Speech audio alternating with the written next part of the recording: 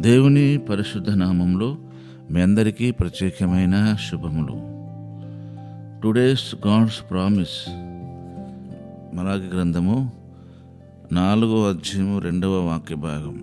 నా నామమందు భయభక్తులు గలవారకు మీకు నీతి సూర్యుడు ఉదయించును, అతని రెక్కలు ఆరోగ్యము కలగచేయును.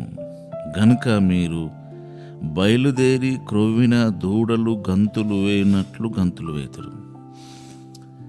నిజంగా దేవుని వాగ్దానం ఎంత అద్భుతం, ఎంత ఆశ్చర్యకరం. కనుక ఆల్మోస్ట్ దాదాపుగా మనము దేవునితో కమిట్మెంట్, ఒక నిబంధన, ఒక ఒప్పందం, ఒక ఒడంబడిక కలిగి ఉన్నప్పుడు దేవుని వాగ్దానాలన్నీ మనకు సొంతమవడానికి 100% కాదు, 1000% అవకాశం ఉంది. మనము ఆజ్ఞనే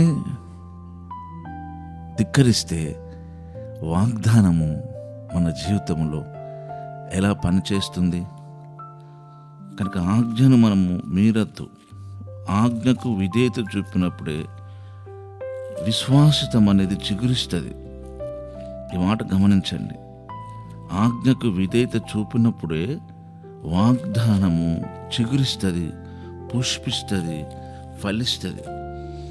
ఎబ్రీ గ్రంథకర్త రాసిన పత్రిక, పౌలు గారు ఎబ్రీ సంఘానికి రాసిన పత్రికలో 3వ అధ్యాయం గమనిస్తే 12వ వాక్యం నుంచి, జీవము గల దేవుని విడిచిపోవునట్టి విశ్వాసం లేని దుష్ట హృదయము మీలో ఎవరి అందైనను ఒకవేళ ఉండునేమో అని జాగ్రత్తగా చూచుకునండి. నేడు మీరు ఆయన శబ్దం వినినేడలా కోపం పుట్టించినప్పటి వల్ల మీ హృదయములను కఠినపరచుకొనకూడదని ఆయన చెప్పెను.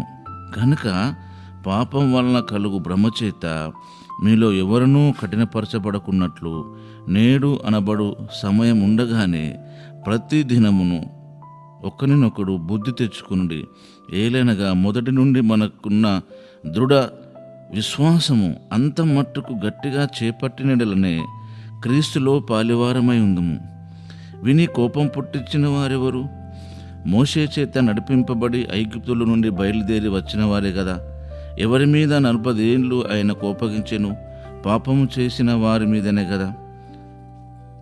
వారి శవములు అరణ్యములో రాలిపోయాను. తన విశ్రాంతిలో ప్రవేశింపరని ఎవరిని గూర్చి ప్రమాణం చేసెను? అవిధేయులైన వారిని గురిచే కదా. కాగా అవిశ్వాసం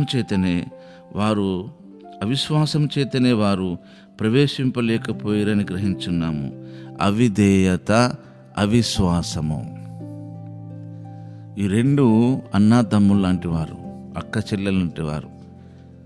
కనుక మన జీవితంలో అవిధేయత కలిగి ఉన్నప్పుడు మనము దేవుని వాగ్దానం పట్ల విశ్వాసత కనపరచలేము. కనుక దేవుని వాగ్దానం ఎంత చక్కగా ఉన్నది. నా నామమందు భయభక్తులు గలవారకు మీకు నీతి సూర్యుడు ఉదయించును. దేవుడే నీతి సూర్యుడు. దేవుని వాక్యమే నీతి సూర్యుడు. దేవుని వాగ్దానమే నీతి సూర్యుడు. దేవుని ఆజ్ఞనే నీతి సూర్యుడు. అతని రెక్కలు ఆరోగ్యం కలుగచేస్తాయి. కనుక ప్రియమైన దైవజనంగమా, మనము ఆజ్ఞ పట్ల విధేయత కలిగి ఉంటే వాగ్దాన పట్ల విశ్వాసతను మనం కలిగి ఉంటాం. ఈరోజు నా వాగ్దానాన్ని నమ్మలేకపోవడానికి గల కారణము ఆజ్ఞ పట్ల విధేయత లేకపోవడమే.